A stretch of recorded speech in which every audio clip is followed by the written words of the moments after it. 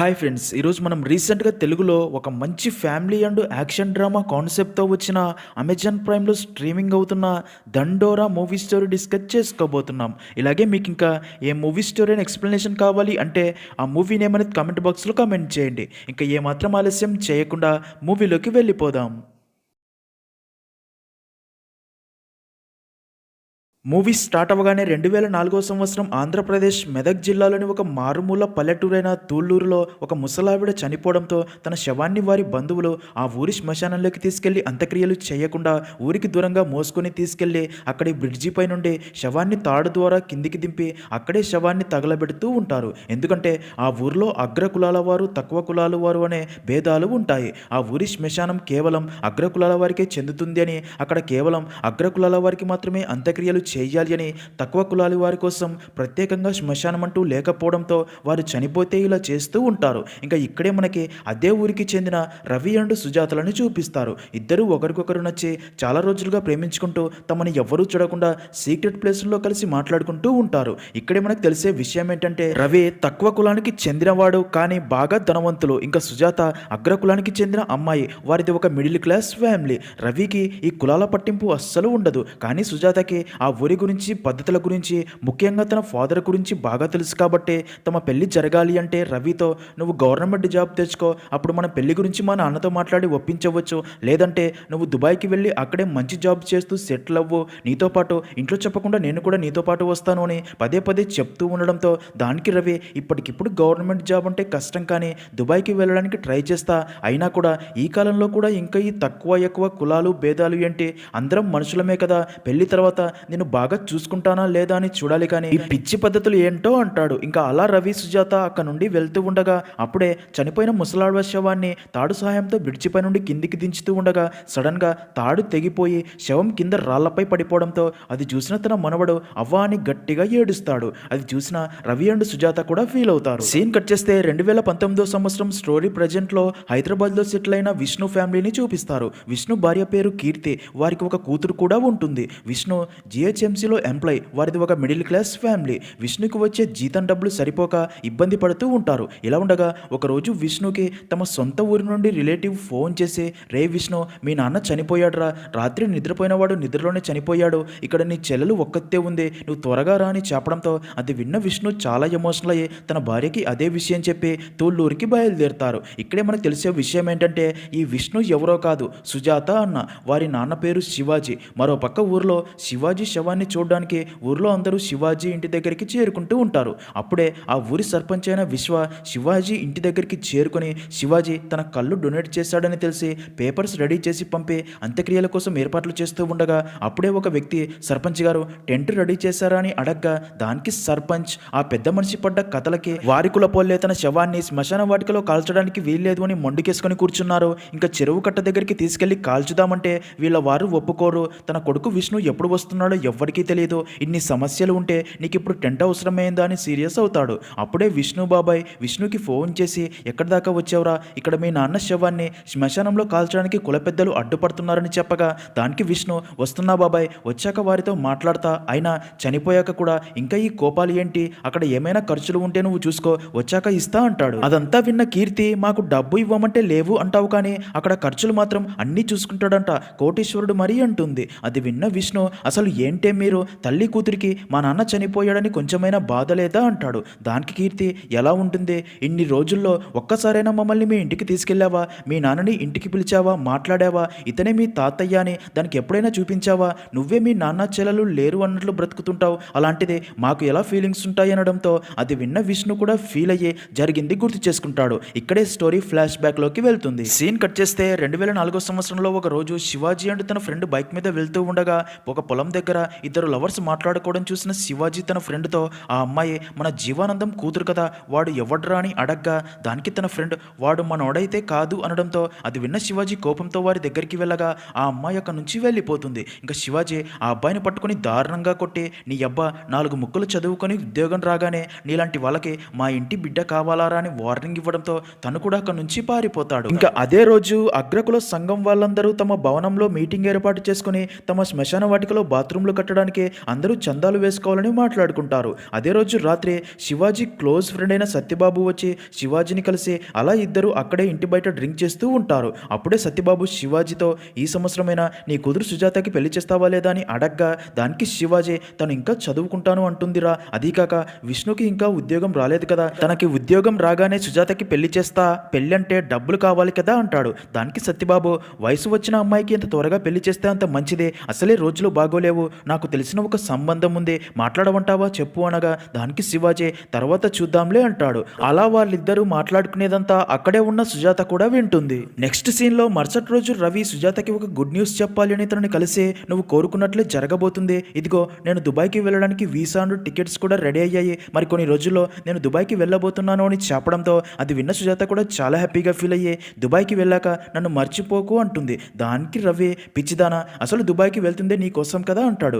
అలా ఆ రోజు నుండి ఇద్దరు సీక్రెట్గా కలిసి మాట్లాడుకుంటూ హ్యాపీగా ఉంటారు. ఒకరోజు రవి మెదక్కి వెళ్తూ ఉండగా అదే ఊర్లో రిపోర్టర్గా పనిచేసే రాజు రవిని ఆపి తను కూడా మెదక్కి వెళ్ళాలి అని నీ బైక్ మీద వస్తా అనగా దానికి రవి నాకు మధ్యలో ఒక పని ఉంది కానీ నువ్వు బస్ ఎక్కి వెళ్ళిపో అంటాడు. దానికి రాజు అవునులే మమ్మల్ని ఎందుకు ఎక్కించుకుంటావు నీ బైక్ మీద, ఆ సుజాతనైతే ఎక్కించుకుంటావు, నాకు తెలియదు అనుకుంటున్నావా, ఆ సుజాత అన్న విష్ణు నా క్లాస్మేటే, నాకు ఫోన్ చేస్తూ మాట్లాడుతూ ఉంటాడు, మీ ఇద్దరి విషయం వాడికి చెప్పమంటావా అనగా అది విన్న రవికి చాలా కోపం వచ్చి నా ఫ్రెండ్స్కి కళ్ళు తాపిస్తే చాలు నేను ఎవడిని కొట్టి బొక్కలు ఇరగొట్టమంటే వాడి బొక్కలు విరగొడతారు, చెప్పమంటావా చెప్పు, ఇంకోసారి ఇలాంటి పుకార్లు పుట్టిస్తే నీకు అదే గతి అని చెప్పి వెళ్ళిపోగా రాజుకి రవిపై చాలా కోపం వస్తుంది. ఇంకా అలా రవి వెళ్ళి సుజాతని కలిసి మన గురించి తెలిసి ఎవరో ఒకరు మీ ఇంట్లో చెప్పి మీ వాళ్ళకి తెలియడం కంటే ముందు మనమే మీ ఇంట్లో చెప్పి పెళ్లి చేసుకుందాం, మీ అన్న చదువుకున్నవాడే కదా, తనకి మన ప్రేమ విషయం చెప్దాం, తనే మీ నాన్నతో మాట్లాడతాడు, ఈ ఇంట్లో నుండి వెళ్ళిపోవడం లాంటివి వద్దు, మీ ఇంట్లో మన విషయం చెప్తేనే కదా అసలు మీ నాన్న ఏమనుకుంటున్నాడో తెలిసేది, అది కాక చదువు చెప్పే మాస్టర్ కొడుకే అమ్మాయిని లేపుకెళ్ళిపోయాడు అని ఊరంతా తెలిస్తే మా నాన్న పరువంతా పోతుంది, నువ్వు కూడా మీ నాన్న లేకుండా ఎలా ఉండగలవు చెప్పు అనగా దానికి సుజాత నాకు అదంతా తెలియదు, మన విషయం మా నాన్నకి తెలిస్తే నన్ను చంపేస్తాడు, అందుకే నన్ను దుబాయ్కి తీసుకెళ్ళిపో, అక్కడే మనం పెళ్లి చేసుకుందామని చెప్తుంది. ఇంకా అదే రోజు రాత్రి శివాజీని సత్యబాబు కలిసి మాట్లాడగా శివాజీ తనతో సుజాత కోసం నువ్వు చెప్పిన పెళ్లి కొడుకు ఆ నిరంజన్ గాడే కదా, వాడు తాగి తిరుగుతాడంట, అమ్మాయిల సోక్ కూడా ఉంది అని అందరూ మాట్లాడుకుంటున్నారు అని చెప్పగా దానికి సత్యబాబు ఈ కాలంలో తాగని వాడు ఎవడైనా ఉన్నాడా చెప్పు, పెళ్లికి ముందు మనం కూడా తాగాము తర్వాత మానేశాం కదా, అందరూ సర్కారు కొలువు ఉన్నవాడి కోసం వెతుక్కుంటుంటే నువ్వేమో వద్దు అంటున్నావు, ఒకసారి ఆలోచించు, పెళ్ళయ్యాక వాడు కూడా మారతాడు, బిడ్డ జీవితం సంతోషంగా ఉంటుంది అని చెప్పగా అది విన్న శివాజీ బాగా ఆలోచించి ఒకసారి విష్ణుతో మాట్లాడు అని చెప్పగా దానికి సత్యబాబు అదంతా నేను చూసుకుంటాలే అంటాడు. ఇదిలా ఉంటే మరో పక్క సిటీలో విష్ణు శ్వేత ప్రేమించుకుంటూ ఉంటారు. ఇక్కడ శ్వేత ఫాదర్ ఒక ఎమ్మెల్యే, అంతేకాక తను అగ్రకులాలకి చెందిన అమ్మాయి కాగా విష్ణు వారికంటే తక్కువ కులం చెందిన అబ్బాయి, అందుకే శ్వేత విష్ణుతో నువ్వు ఎలాగైనా గవర్నమెంట్ జాబ్ సంపాదించి తర్వాత మా ఫాదర్తో మన పెళ్లి గురించి మాట్లాడడానికి రా, అప్పటికీ మా ఫాదర్ ఒప్పుకుంటాడు అనే నమ్మకం నాకు లేదు, మా నాన్నకి కులపిచ్చి ఎక్కువ కానీ నాకు మాత్రం నువ్వే కావాలి అని చెప్తుంది. అదంతా విన్న విష్ణు మా ఇంట్లో మాత్రం నేను ఎంత చెప్తే అంతే, మా ఎమ్మెల్యే మామయ్యకి చెప్పు నా కాళ్ళు కడిగి కన్యాదానం చేయడానికి రెడీగా ఉండమని అనగా దానికి శ్వేత చూద్దాంలే అంటుంది. ఇదిలా ఉంటే మరో పక్క ఆ రోజు రవి బర్త్డే అవడంతో సుజాత రవికి ఎంతో ఇష్టమైన తన హీరో షర్ట్ గిఫ్ట్గా ఇవ్వడంతో రవి ఆ షర్ట్ వేసుకుని చాలా హ్యాపీగా ఫీల్ అవుతాడు. ఇంకా అదే రోజే వినాయక చవితి అవడంతో గుడి దగ్గర ఫంక్షన్ జరుగుతూ ఉంటుంది. ఊరి వాళ్ళందరూ గుడి దగ్గరికి చేరుకుంటారు. అప్పుడే రవి అండ్ సుజాత కలిసి డ్యాన్స్ చేసి తర్వాత పక్కకి వెళ్ళి మాట్లాడుకుంటూ సుజాత రవికి ముద్దు పెడుతుంది. అయితే ఇక్కడే అదిరిపోయే ట్విస్ట్ ఏంటంటే అది కాస్త ఆ ఊరి అగ్రకులాల పెద్దలు చూసి కోపంతో రగిలిపోగా రవి అండ్ సుజాత వారిని చూసి అక్కడ నుండి వెళ్ళిపోతారు. తర్వాత ఈ విషయం కాస్త సుజాత ఫాదర్ శివాజీకి తెలిసి సుజాతపై చాలా కోపంగా ఉంటాడు కానీ సుజాతని ఒక్క మాట కూడా అన్నాడు. అదే టైంకే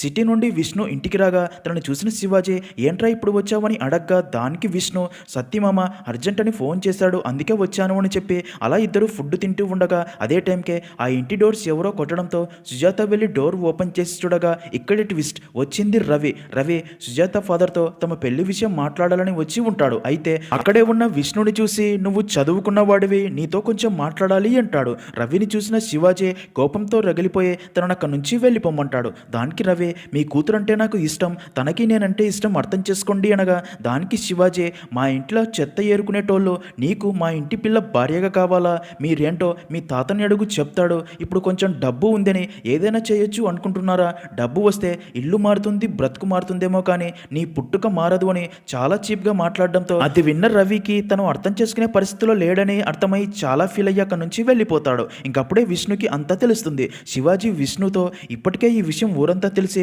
సంఘంలో పరువంతా పోయిందని సుజాతని కొట్టబోగా విష్ణు తనని ఆపుతాడు. ఇంకా అదే రోజు రాత్రి ఊర్లో రవి ఫాదర్ ఒక మీటింగ్ ఏర్పాటు చేసి అక్కడి ప్రజలతో తక్కువ కులాల వారిపై అగ్ర కులాల వారి వల్ల జరుగుతున్న దాడుల గురించి చెప్తూ ఇప్పటికైనా ఇలాంటి అఘాయిత్యాలు ఆగాలని ప్రజలను చైతన్యవంతం చేస్తూ ఉంటాడు. ఇంకా రవి తన ఫ్రెండ్తో ఆ సుజాత ఫాదర్ నేనేంటో చూడకుండా ఇంకా ఈ కులమని చచ్చిపోతున్నాడు అని కోపంతో రగిలిపోగా రవిని చూసిన తన ఫాదర్ తన దగ్గరికి వచ్చి ఇంకా ఇక్కడే ఉన్నావేంట్రా, రేపు సాయంత్రమే కదా అని దుబాయ్ ప్రయాణం, ఇంటికి వెళ్ళి లగేజీ సర్దుకో అని చెప్పడంతో అది విన్న రవి ఆ మీటింగ్ దగ్గర నుండి బైక్ పై ఇంటికి బయలుదేరుతాడు. ఇదిలా ఉంటే మరో పక్క రవి అండ్ సుజాతని చూసిన అదే కొంతమంది అగ్రకులాల పెద్దలు ఫుల్గా డ్రింక్ చేస్తూ అప్పటికే తక్కువ కులం అయినా సరే రవి ఫ్యామిలీ ఊర్లో బాగా ధనవంతులుగా బతుకుతూ తమ ముందు తిరగడం చూసి ఓర్వలేక ఇప్పుడు తమ ఇంటి బిడ్డనే ప్రేమించి పెళ్లి చేసుకుని అల్లుడిగా తమ ఇంటికి వచ్చి తమ ముందే పెద్దరికం చలాయిస్తబోతున్నారు అని, ఇది ఇక్కడితో ఆపకపోతే జాతి సంకరం జరుగుతుందని దీన్ని ఆపాలి అని కోపంతో రగిలిపోతారు. మరో పక్క విష్ణు తన ఫాదర్తో ఈ కాలంలో కూడా కులమేంటి బాపు, సంఘం వారు ఏదో అనుకుంటారని సుజాతని ఇష్టం లేనోడికి ఇవ్వటం కంటే తను ఇష్టపడేవాడికి ఇవ్వటం మంచిది కదా, అయినా రవి చాలా మంచివాడు, సుజాతని బాగా చూసుకుంటాడు అని ఎంత నచ్చ చెప్పాలని చూసినా సరే శివాజీ తనతో కులం కానోనికి ఇస్తే రేపు తరాలు మాట్లాడుకుంటాయి, మన కులం వాళ్ళు కూడా మన ముఖం చూడరు, నీ చదువు సంగతి నువ్వు చూసుకో, నా బిడ్డ సంగతి నేను చూసుకుంటా అనడంతో అది విన్న విష్ణు సైలెంట్ అయిపోతాడు. తర్వాత సుజాత దగ్గరికి వెళ్ళి దానికి ధైర్యం చెప్తాడు. సీన్ కట్ చేస్తే అలా రవి తన బైక్ పై ఒంటరిగా ఇంటికి వెళ్తూ ఉండగా అప్పటికే తన కోసం మాటు వేసిన కొంతమంది అగ్రకులాల పెద్దలు రవిని ఆపి తనపై కర్రలతో రాళ్లతో దాడి చేసి దారుణంగా కొడతారు. రవి వారి నుండి తప్పించుకోవాలని ట్రై చేస్తాడు కానీ సుబ్బడు అక్కడే ఉన్న త్రిశూలంతో పొడవడంతో రవి చనిపోతూ సుజాతతో ఉన్న మెమరీస్ అన్ని గుర్తు చేసుకుని ఎమోషనల్ అయి చనిపోతాడు. అయితే అలా రవి చనిపోయాక కూడా భూషణ్ తన కోపం ఇంకా చల్లారక చనిపోయిన రవి మీద పాస్ పోస్తూ నీకు మా ఇంటి బిడ్డ కావాలని కోపంతో రగిలిపోతాడు. సీన్ కట్ చేస్తే మరుసటి రోజు ఉదయం రవి డెడ్ బాడీ ఊరి చివర పడి ఉందని తెలియడంతో ఊరి వాళ్ళు పోలీసులు అక్కడికి చేరుకుంటారు.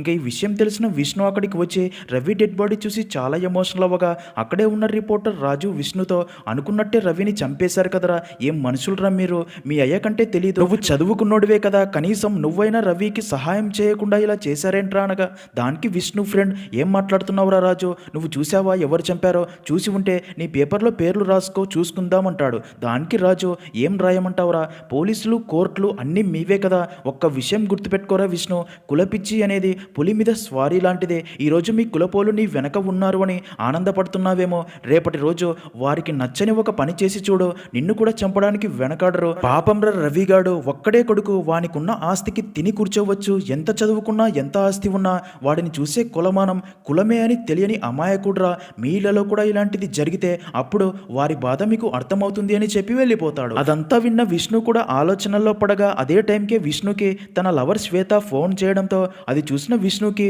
ఇప్పుడు తమది కూడా ఇదే పరిస్థితి అని ఏం చేయాలో అర్థం కాక కాల్ లిఫ్ట్ చేయకుండా కట్ చేస్తాడు. ఇంకా స్టోరీ ప్రెజెంట్ లో అలా విష్ణు తన ఫ్యామిలీతో కార్లో ఊరికి వస్తూ ఉండగా అప్పుడే విష్ణుకి తన బాబాయ్ ఫోన్ చేసి రే విష్ణు, నువ్వు ఇక్కడికి వచ్చి కుల పెద్దల కాళ్ళు పట్టుకున్నా సరే వారు శ్మశానంలో కాల్చడానికి ఒప్పుకునే పరిస్థితి లేదని సర్పంచ్ గారు చెప్తున్నారు, అందుకే నీ ఫ్రెండ్ మామయ్య ఎవరో ఎమ్మెల్యే ఉన్నాడని చెప్పావు కదా, ఒకసారి నీ ఫ్రెండ్తో మాట్లాడి ఎమ్మెల్యేతో మాట్లాడించు అని చెప్పడంతో అది విన్న విష్ణు సరే అని చెప్పి తన ఫ్రెండ్కి ఫోన్ చేసి మా నాన్న చనిపోయాడు, సంఘం శ్మశాన వాటికలో శవాన్ని కాల్చడానికి కుల పెద్దలు ఒప్పుకోవడం లేదంట, ఎమ్మెల్యేతో చెప్పిస్తే పని అవుతుందని మా బాబాయ్ చెప్పాడు, నువ్వు ఒకసారి మీ ఎమ్మెల్యే మామతో మాట్లాడతావా అని అడగ్గా దానికి తన ఫ్రెండ్ ఇంకెక్కడి ఎమ్మెల్యే మామరా, మాకు డైవర్స్ అయ్యి 2 years అయ్యింది, నీకు తెలుసు అనుకున్నా, తను చెప్పలేదా, నీకు చెప్పి ఉంటుందిలే అనుకున్నా, సరే నేను ట్రై చేస్తాలే అని చెప్తాడు. అది విన్న విష్ణు ఫీల్ అవ్వగా అది గమనించిన తన భార్య వాళ్ళకి డైవర్స్ అయితే నువ్వెందుకు అంతలా ఫీల్ అవుతున్నావు, ఆ అమ్మాయి నీకు తెలుసా, నీ ఫ్రెండా, ఆ అమ్మాయి పేరేంటని అడగ్గా విష్ణు సైలెంట్ అయ్యి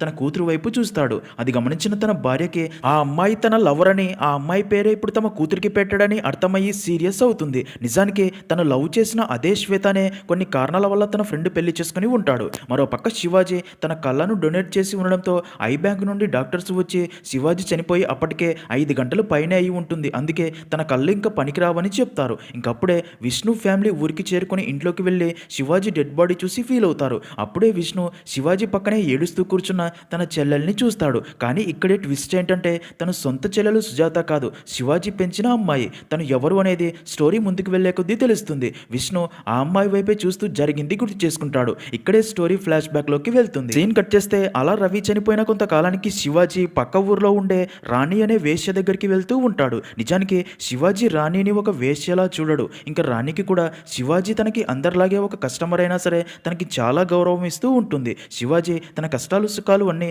రాణికే చెప్పుకుంటూ ఉంటాడు. ఒకరోజు అలా శివాజీ రాణిని కలిసి మాట్లాడి బయటికి రాగా సతీ తనతో ఎమ్మెల్యే నిన్ను పిలిచాడు అని చెప్పాను కదరా, అవన్నీ వదిలేసి ఈ పనులేంట్రా, నిన్ను చూసి కులపోళ్ళందరూ నవ్వుతున్నారు, నువ్వు చేస్తున్న ఈ పని గురించి విష్ణుకి తెలిస్తే పరిస్థితి ఏంటిరా, కనీసం ఇప్పుడు నీ గురించి తెలుసుకోవడానికి నాకు ఫోన్ అయినా చేస్తున్నాడు, నువ్వు ఇప్పుడు చేస్తున్న పని గురించి తనకి తెలిస్తే ఫోన్ కూడా చేయడు, నీకు అంతగా కావాలి అంటే మన కులంలోనే ఒక అమ్మాయిని చూసి పెళ్లి చేసుకో, నిన్ను చూసుకుంటుంది ఇల్లుని చూసుకుంటుంది, అంతేకాని నువ్వు ఇలా ప్రతిసారి దీని ఇంటికి వెళ్ళడం బాగోలేదు అని చెప్పగా దానికి శివాజీ నాకు ఇష్టం ఉన్నట్లు బ్రతకడం తప్ప ఇది ఇక్కడితో వదిలేయని చెప్తాడు. ఇంకా అలా ఇద్దరు వెళ్ళి ఎమ్మెల్యే అండ్ కుల పెద్దల్ని కలవగా శివాని చూసిన రవిని చంపిన అదే కుల పెద్దలు అందరూ బాగానే ఉన్నారు, మధ్యలో సాయం చేసి మేమే ఎదవలమయ్యాము, కుల గౌరవం కాపాడడానికి వాడిని చంపి శివాజీకి సహాయం చేస్తే ఇప్పుడు అందరూ మమ్మల్ని అంటున్నారు అనగా దానికి సత్తే రవిని చంపమని శివాజీ మీకు చెప్పాడా అని వారిపై సీరియస్ అవుతాడు. అప్పుడే ఎమ్మెల్యే శివాజీతో అయ్యిందేదో అయ్యిందే, కేసు కోర్టు దాకా వెళ్ళింది, అయినా భయమేం లేదు, ఈ కేసు ఎలాగో మనమే గెలుస్తాం, అందుకే లాయర్తో కూడా మాట్లాడి ఉంచాను, ఇటువంటప్పుడే మన కులపోళ్ళందరూ కలిసి ఉండాలి, లేదంటే జనాల ముందు మన కులపోళ్ళందరూ పలుచనవుతారు, అందుకే వీరితో పాటు నువ్వు కూడా కోర్టుకు వెళ్ళు అని చెప్పగా దానికి శివాజీ కూడా సరే అని చెప్తాడు. ఇంకా అదే రోజు రాత్రి సత్తి శివాజీతో విష్ణు ఫోన్ చేశాడు, నీ మనవరాలు ఫస్ట్ బర్త్డేకి నిన్ను కూడా తీసుకురమ్మన్నాడని చెప్పగా దానికి శివాజీ నీకు చెప్తే నేను కూడా రావాలా, నేను రాను అంటాడు. దానికి సత్తి రే అది నీ ఇంట్లో పండగ, ఏదో సుజాత విషయంలో కొంచెం కోపంగా ఉన్నాడు, పెద్దవాడిగా నువ్వే సర్దుకొని పోవాలి, వాడు తన కూతురికి ఇంకా పేరు కూడా పెట్టలేదంట, రేపు నీతోనే పేరు పెట్టిస్తాడేమో అని నచ్చ చెప్పడంతో అది విన్న శివాజీ కూడా వెళ్ళాలి అనుకుంటాడు. మరుసటి రోజు శివాజీ రాణిని కలిసి అదే విషయం చెప్పగా దానికి రాణి ఒకవేళ నిన్నే పేరు పెట్టమంటే ఏ పేరు పెడతావని అడగ్గా దానికి శివాజీ సుజాత అని చెప్తాడు. అది విన్న రాణి పేరు చాలా బాగుంది అంటుంది. అప్పుడే రాణి కోసం ఒక లాయర్ రాగా అది చూసిన శివాజీ ఈ లాయర్ ఏంటని అడగ్గా దానికి రాణి నా 12 సంవత్సరాల కూతురు జైల్లో ఉంది, దాన్ని బయటికి తీసుకురావడానికే ఈ లాయర్ని పెట్టుకున్న, వాడు ఫీజు కింద అప్పుడప్పుడు నన్ను కూడా వాడుకుంటున్నాడని చెప్తుంది. అది విన్న శివాజీ నీకు కూతురు కూడా ఉందా, జైలుకి ఎందుకు వెళ్ళిందని అడగ్గా దానికి రాణి నా మొగుడు ప్రతిరోజు తాగి వచ్చి నన్ను చాలా దారుణంగా కొట్టేవాడు, నేనంటే నా కూతురికి ప్రేమ ఎక్కువ, అందుకే ఒకరోజు తను తాగే మందులో పురుగుల మందు కలిపి ఇచ్చింది, తాగివాడు చచ్చాడు, నా కూతురు జైలుకి వెళ్ళింది అని చెప్తుంది. దానికి శివాజీ నీ కూతురికి నువ్వు ఇప్పుడు చేస్తున్న పని గురించి తెలుసా, తెలిస్తే ఏం చేస్తావనగా అంత దూరం ఆలోచించలేదు, ఆలోచించే ధైర్యం కూడా లేదు, నా కూతురు నాలాగా కావద్దు, అంతే, ఎంత కష్టమైనా తనని బాగా చదివిస్తానని చెప్తుంది. ఇక్కడే మనకు తెలిసే ఒక విషయం ఏంటంటే నిజానికి శివాజీ రాణితో ఇంటిమేట్ అవ్వడానికి తన దగ్గరికి వెళ్ళట్లేదు, తన బాధలు సంతోషాలు చెప్పుకునేందుకు ఒక మనిషి లేక రాణి దగ్గరికి వెళ్ళి తనతో చెప్పుకుంటూ ఉంటాడు. రాణికి కూడా శివాజీ మంచి మనసు నచ్చి తనని గౌరవిస్తూ తనకి ధైర్యం చెప్తూ సంతోషపరుస్తూ ఉంటుంది. ఇంకప్పుడే శివాజీకి తెలిసే మరో విషయం ఏంటంటే రాణిని తన భర్త ఒకసారి కొట్టినప్పుడు తలకి గాయమయ్యి బ్లడ్ క్లాట్ అయి ఉంటుంది, దానికోసం తను మెడిసిన్స్ యూజ్ చేస్తూ ఉంటుంది, మెడిసిన్స్ యూజ్ చేయకపోతే చాలా ప్రమాదం అని డాక్టర్స్ చెప్పి ఉంటారు. నెక్స్ట్ సీన్లో అలా శివాజీ అండ్ సత్తి హైదరాబాద్లోని విష్ణు ఇంటికి వెళ్తారు. అయితే విష్ణు శివాజీని చూసి కూడా ఒక్క మాట మాట్లాడాడు. ఇంకా అలా శివాజీ ఇంట్లోకి వెళ్ళగా విష్ణు భార్య శివాజీతో మాట్లాడి పాపని చూపించగా శివాజీ పాపని చూసి తనకి సుజాత అనే పేరు పెట్టాలి అనుకుంటాడు. అప్పుడే విష్ణు భార్య విష్ణు పాప 3వ నెల కడుపులో ఉన్నప్పుడే పాప పుడితే శ్వేత అనే పేరు పెట్టాలి అనుకున్నాడు అని చెప్పడంతో శివాజీ సైలెంట్ అయిపోయి పాపని ఎత్తుకోబోగా అప్పుడే అక్కడికి వచ్చిన విష్ణు పాపని పాలు తాగించడానికి తీసుకెళ్లమని తన భార్యతో చెప్పడంతో తను పాపని ఎత్తుకోవడం విష్ణుకి ఇష్టం లేదని అర్థమైన శివాజీ చాలా ఫీల్ అయ్యి సత్తిని తీసుకుని కాసేపటికి అక్కడ నుండి తిరిగి ఊరికి వచ్చేస్తాడు. ఇంకా తర్వాత శివాజీ రాణిని కలిసి జరిగిందంతా చెప్పగా దానికి రాణి కొడుకన్నాక కొంచెం కోపం ఉంటుంది అనగా దానికి శివాజీ నా కూతుర్ని నాకు ఇష్టమైన నా కులపోడికి ఇచ్చి పెళ్లి చేయడం నా తప్ప అంటాడు. దానికి రాణి 2 కులాలు కలిస్తే కాదు 2 మనసులు కలిస్తేనే పెళ్లి అని ఎప్పుడు అర్థమవుతుంది మీకు, నీ మనవరాల్ని ఎత్తుకుంటున్నప్పుడు నీ కొడుకు బాధ అర్థమైంది కానీ ఇప్పటి వరకే నీ కూతురు బాధ అర్థమైందా, కులం పరువు కోసం సమాజంలో గొప్పతనం కోసం కూతురి ఇష్టాన్ని చంపే హక్కు ఏ తండ్రికి లేదు, నీ కొడుకు నిన్ను క్షమిస్తాడేమో కానీ నీ కూతురు నిన్ను ఎప్పటికీ క్షమించదు అని తను చేసిన తప్పు తనకి అర్థమయ్యేలా చెప్తుంది. ఇంకా అదంతా విన్న శివాజీ ఇంటికి వచ్చి తన కూతురు ఫొటోస్ చూస్తూ తన కూతురు విషయంలో తను ఎంత తప్పు చేశాడో అర్థమయ్యి చాలా ఎమోషనల్ అవుతాడు. నిజానికి రవి చనిపోయాడు అని తెలిసాక సుజాత వెళ్ళి రవి శవాన్ని చూసి గుండెలు పగిలేలా ఏడుస్తుంది. రవితో ఉన్న మెమరీస్ అన్ని గుర్తు చేసుకుని రవి లేని ఈ ప్రపంచంలో తను కూడా ఉండలేను అని అలా ఇంటికి వచ్చి అన్నంలో విషం కలుపుకొని తిని చనిపోయి ఉంటుంది. సుజాత శవాన్ని చూసిన విష్ణు కూడా చాలా ఎమోషనల్ అయ్యి దీనంతటికి కారణం తన ఫాదరే అని తనపై సీరియస్ అయ్యి అప్పటి నుంచి మాట్లాడాడు. ఇక కూతురు శవాన్ని చూసి శివాజీ కూడా గుండెలు పగిలేలా ఏడుస్తాడు. ఇక స్టోరీ ప్రెజెంట్ లో అలా రవి చనిపోయిన 3 సంవత్సరాలకి కేసు కోర్టులో హియరింగ్ కి రాగా కుల పెద్దలు తమ లాయర్ ద్వారా రవి ఒక జులై అని, ఈ కేసులో రవిదే తప్పని కేసు క్లోజ్ చేయించాలని చూడగా అదంతా చూస్తున్న శివాజీ తను చేసిన తప్పుకి శిక్షగా కనీసం రవికైనా న్యాయం జరగాలని తన బోనులోకి వెళ్ళి జడ్జితో, రవి మంచోడో చెడ్డోడో నాకు తెలియదు సార్, కానీ నా కూతురు నాకు అమ్మలాగా, తను మాతో ఉండడం కంటే తనతోనే ఉండాలి అనుకుంది. నన్ను అమ్మలా చూసుకునే నా కూతురు చావుకి నేనే కారణమయ్యాను. ఇప్పుడు మీకు ఒక నిజం చెప్పాలి అనుకుంటున్నా.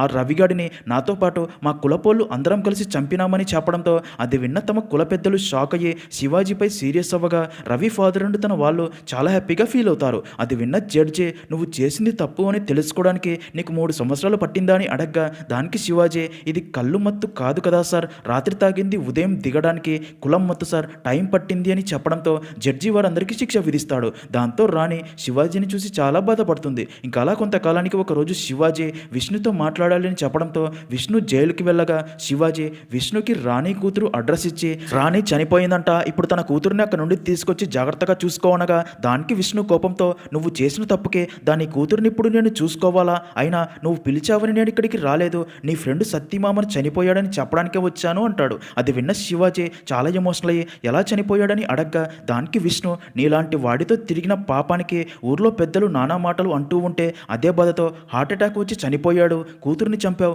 ఫ్రెండ్ని చంపావు, నువ్వు మాత్రం ఏ సిగ్గు లేకుండా బ్రతుకుతున్నావు, ఛీ నా కోసం ఒక్క పని చేస్తావా బాపు, నువ్వు ఇదే జైల్లో చచ్చిపోవని కోపంతో అక్కడ నుండి వెళ్ళిపోతాడు. అది విన్న శివాజీ నవ్వుతూనే చాలా ఎమోషనల్ అవుతాడు. ఇంకా స్టోరీ ప్రెజెంట్ లో విష్ణు తన బాబాయ్తో కలిసి తమ కుల సంఘం పెద్దల దగ్గరికి వెళ్ళి తన ఫాదర్ శవాన్ని శ్మశానంలో కాల్చడానికి ఒప్పుకోమని అడగ్గా దానికి వాళ్ళు, నీ తండ్రికి కుల పెద్దలు అంత సహాయం చేస్తే నీ తండ్రి చివరికి కుల పెద్దలకి వ్యతిరేకంగా వెళ్ళి కులం పరువు తీశాడు, సహాయం చేసిన వారికి జైలు శిక్ష పడేలా చేశాడు, అలాంటి వాడికి మా శ్మశానం వాటికలో స్థలం లేదు అంటారు. విష్ణు వారిని రిక్వెస్ట్ చేయడంతో కుల పెద్దలు తనతో, మీ నాన్న తప్పుని క్షమించి శ్మశానంలో అంత్యక్రియలకి స్థలం ఇవ్వాలి అంటే శ్మశానం పక్కనే ఉన్న నీ ఎకరం పొలం మన కుల శ్మశానానికి రాసి ఇవ్వాలి అంటారు. అది విన్న విష్ణు ఏం మాట్లాడకుండా అక్కడి నుంచి బయటికి రాగా తన బాబాయ్ అండ్ సర్పంచ్, మీ నాన్న మీద నీకు ఎంత కోపం ఉన్నా సరే చనిపోయాక అంత్యక్రియలు సంపూర్ణంగా చేయాలి, మనకి ఇది తప్ప మరో దారి లేదు, ఆ ఎకరం పొలం వారికి రాసి ఇవ్వు అని చెప్పగా ఇక్కడే ట్విస్ట్, విష్ణు వారితో ఆ పొలం నా పేరు మీద లేదు అని అక్కడే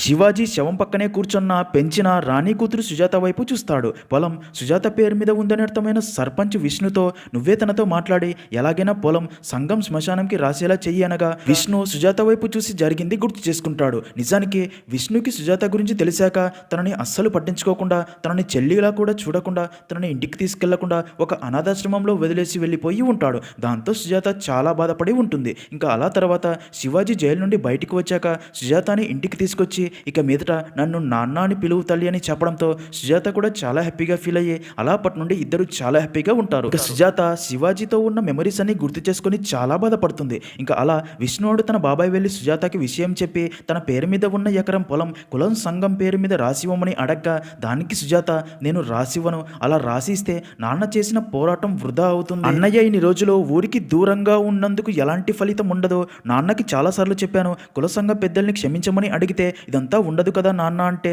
అలా అడగను, అది నా చావుతో సమానం అనేవాడు, ఇంత జరిగినా వారు చెప్పిన దానికి మనం ఒప్పుకుంటే నాన్న ఓడిపోయినట్లే, నాన్న చావుతోనైనా ఈ ఊర్లో పద్ధతులు మారాలి, అందుకే ఆ ఎకరం పొలం నేను ఊరికి రాసిస్తున్నా, ఇక మీదట చిన్న పెద్ద కులాలు అనే తేడా లేకుండా అందరి అంత్యక్రియలు అదే స్థలంలో జరుగుతాయి, అది నాన్న అంత్యక్రియలతోనే మొదలు పెడదాం, మనుషులందరం ఒకటే అని చూపిద్దామనగా అది విన్న విష్ణు కూడా తను చేయలేనిది తన చెల్లెలు చేయబోతుందని సుజాతలో తన చెల్లెల్ని చూసుకుని తనని క్షమించమని అడిగి నా చెల్లెలు నిర్ణయమే నా నిర్ణయమని సర్పంచ్కి అదే విషయం చెప్పగా అది విన్న సర్పంచ్ కూడా షాక్ అయ్యి జరిగింది గుర్తు చేసుకుంటాడు. నిజానికి ఈ సర్పంచ్ ఎవరో కాదు, మూవీ స్టార్టింగ్ లో తన అవ్వ శవాన్ని ఊరి బయట బ్రిడ్జి పై నుండి కిందికి దింపుతూ ఉండగా తాడు తెగి శవం కింద పడిపోగా అవ్వ అని గట్టిగా అరిచి బాధపడతాడు కదా, తనే ఈ సర్పంచ్. ఇప్పటికైనా ఈ ఊరి పరిస్థితి మారబోతుంది అని తనకి రవి ఫాదర్ చెప్పిన మాట, అయితే చదువు లేదంటే రాజకీయం, ఈ రెండింటితోనే తమ బాధలు తీరిపోతాయని చెప్పింది గుర్తు చేసుకుని శివాజీ శవంతో, ఏం సావు చచ్చావు పెద్ద మనిషి, పోతా పోతా ఈ ఊరికి ఉన్న దరిద్రం మొత్తం తీసుకుపోతున్నావని అలా ఘనంగా తన అంతిమయాత్ర చేస్తూ కుల సంఘం పెద్దలకి వ్యతిరేకంగా వారికి బుద్ధి వచ్చేలా సుజాత ఎకరం పొలంలోనే తన అంత్యక్రియలు పూర్తి చేస్తారు. అలా అక్కడితో మూవీ అనేది ఎండ్ అవుతుంది.